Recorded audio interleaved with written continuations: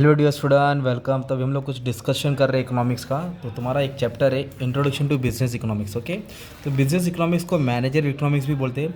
ये इकोनॉमिक्स क्या के लिए इस्तेमाल होता है माने, ताकि बिजनेस ना किसी चीज़ पे डिसीजन ले सके, क्या प्रोडक्ट का क्या प्राइस होएगा, कितना खर्चा होएगा, कितना रेवेन्यू होएगा, कितना प्रॉफिट होएगा। यही मेथड को पूरा बोलते हैं बिजनेस इकोनॉमिक। ओके, तो अभी इसमें सबसे पहले पढ़ना है स्कोप। तो बिजनेस इकोनॉमिक्स में क्या क्या चीज़ देखा जाता है, ये पूरी बुक है ना बिजनेस इकोनॉमिक्स का स्कोप है। तो आपको एक पॉइंट बनाना है, डिमांड। डिमांड का मतलब होता है कि कस्टमर क्या करता है, चीज़ को खरीदता है, बाय करता है, तो डिमांड के ऊपर डाल देंगे, राइट। तो डिमांड क्या होता है, इंडिविजुअल के हिसाब से होता है। फिर होता है सप्लाई। डिमांड कौन करता है, कंज्यूमर करता है, और सप्लाई कौन करता है, प्रोड्यूसर करता है। डिमांड कैसे होता है, डाउनवर्ड होता है। सप्लाई कैसे होता है, अपवर्ड होता है। तो डिमांड के बारे में चार चार लाइन डाल देने का, और चार लाइन सप्लाई के बारे में डालने का। फिर लिखने का प्रोडक्शन। तो फिर जब डिमांड सप्लाई, उसके फिर प्रोडक्शन। प्रोडक्शन मतलब होता है मैन्युफैक्चरिंग गुड्स एंड सर्विस, चीज़ों को बनाना। तो चीज़ों को बनाने के लिए किसकी ज़रूरत पड़ती है, 4M की, मैन, मनी, मशीनरी, मटेरियल।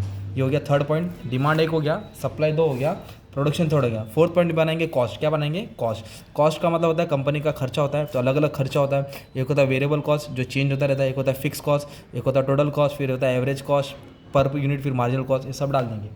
फिर लिखने का मार्केट स्ट्रक्चर। तो मार्केट स्ट्रक्चर दो रहता है, एक होता है परफेक्ट मार्केट, एक होता है इम्परफेक्ट मार्केट। परफेक्ट मार्केट में प्राइस सेम रहता है, इम्परफेक्ट मार्केट में प्राइस अलग रहता है। फिर प्रोडक्ट का प्राइस रखेंगे ना, तो प्राइस क्या चार्ज करेंगे, प्रोडक्ट का फ्री में थोड़ी बेचेंगे। तो कंपनी अलग अलग प्रोडक्ट का क्या रखता है, प्राइस रखता है। तो दो प्राइस का नाम डाल देने का। एक होता है, एक ये लिख सकते हैं आप लोग, स्कीमिंग प्राइस। एक होता है पेनिट्रेशन। स्कीमिंग प्राइस मतलब होता है स्टार्टिंग में प्राइस ज़्यादा रखना, हाई, फिर धीरे धीरे प्राइस कम होता है। पेनिट्रेशन बोलते हैं पहले प्राइस कम रखेंगे, फिर धीरे धीरे बढ़ाएंगे। तो ये हो गया first point, second point, third point, fourth point, fifth point, six point, है ना। फिर बाद में बिजनेस इकोनॉमिक्स क्या करता है, फोरकास्ट करता है। फोरकास्ट का मतलब होता है फ्यूचर में कितना डिमांड होगा उसके बारे में स्टडी करता है। एक्सपेक्टेशन रखता है कि आज इतना डिमांड हुआ तो आने वाले टाइम में इतना डिमांड हो सकता है। इन्वेंट्री मैनेजमेंट मतलब स्टॉक को मेंटेन करता है ना, ताकि फ्यूचर में काम आएंगे। फिर रिसोर्स को एलोकेशन करता है, मतलब रिसोर्स को अच्छे से यूटिलाइज करता है, वेस्टेज होने से बचाता है। और फिर कैपिटल बजटिंग करता है। कैपिटल बजटिंग मतलब कि ऐसे जगह पे इन्वेस्टमेंट करता है जहाँ उसको रिटर्न ज़्यादा मिले, हाँ, और रिस्क क्या हुए, कम हुए। रिटर्न ज़्यादा मिले, रिस्क कम हुए। ये सब चीज़ को बोलते हैं बिजनेस इकोनॉमिक्स। ये फर्स्ट आंसर आता है ये एग्जाम में। और बिजनेस इकोनॉमिक्स का फ़ायदा ये है कि बिजनेस के बारे में स्टडी मिलेगा, डिसीजन लेना आसान होगा, है ना। और फिर प्लानिंग फ्यूचर में काम हो जाता है, प्रॉफिट भी अच्छा होता है, कॉस्ट कंट्रोल सब खर्चा कम हो गया है। ओके, फिर इधर क्या दिया, टूल्स दिया। दो चीज़ के बारे में बताता हूँ। एक होता है अपॉर्चुनिटी कॉस्ट। अपॉर्चुनिटी कॉस्ट का मतलब होता है अवेलेबल अल्टरनेटिव, वर्ड याद रखो। तो opportunity cost, lost is nothing but opportunity cost, sacrifice, word याद रखो। शॉर्ट में बताता हूँ। मान लो आपके पास 3 कमरा है, ओके।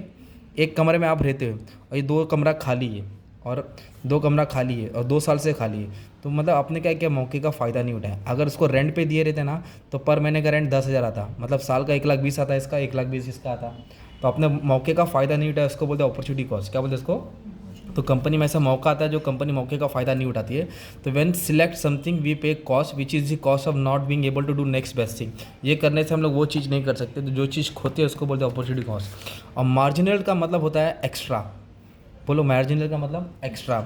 एक्स्ट्रा को बोलते हैं एडिशनल। एक्स्ट्रा को क्या बोलते हैं, एडिशनल। या फिर उसको बोलते हैं चेंज इन टोटल। क्या बोलते हैं, चेंज इन टोटल। जो एक्स्ट्रा चीज़ लगता है ना बनाने का, उसको बोलते हैं मार्जिनल कॉस्ट। तो इसके ऊपर शॉर्ट नोट कंफर्म आएगा, मैंने वीडियो बना के अपलोड कर दिया है।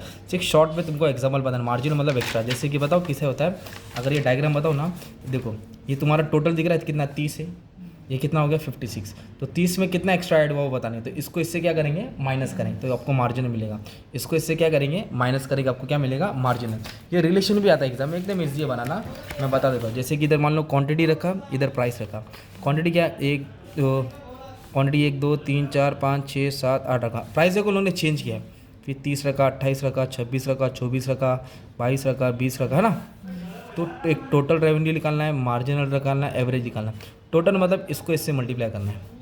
टोटल रेवेन्यू मतलब तुम्हारा आएगा प्राइस और क्वांटिटी को क्या करना है, मल्टीप्लाई। चीज़ को क्या करेगा, उनसे मल्टीप्लाई। इसको इससे क्या करेंगे, मल्टीप्लाई। तो टोटल रेवेन्यू क्या आएगा, मल्टीप्लाई आएगा ना। और मार्जिनल का मतलब होता है माइनस करेंगे, है ना। इसको इससे क्या करना है, माइनस। इसको इससे क्या करना है, माइनस, है ना। इसको इससे क्या करना है, माइनस। इसको इससे क्या करना है, माइनस। जैसे कि देखो ना, इसको इससे माइनस किया तो आया ना 6, इसको इससे माइनस किया तो आया ना 2, फिर आया -2। एवरेज मतलब डिवाइड होता है। एवरेज मतलब टोटल को क्वांटिटी से डिवाइड करना है। एवरेज मतलब क्या करना है, टोटल को किससे डिवाइड करना है, क्वांटिटी से। टोटल को किससे डिवाइड करना है। ये तुम्हारा रेवेन्यू स्ट्रक्चर भी बन गया। रेवेन्यू मतलब इनकम होता है ना। ये 3 चीज़ याद रखने का तुम्हारा। ओके, ये तुम्हारा फर्स्ट टॉपिक था, फर्स्ट चैप्टर का। इतना ही पढ़ना, इससे ज़्यादा आएगा नहीं।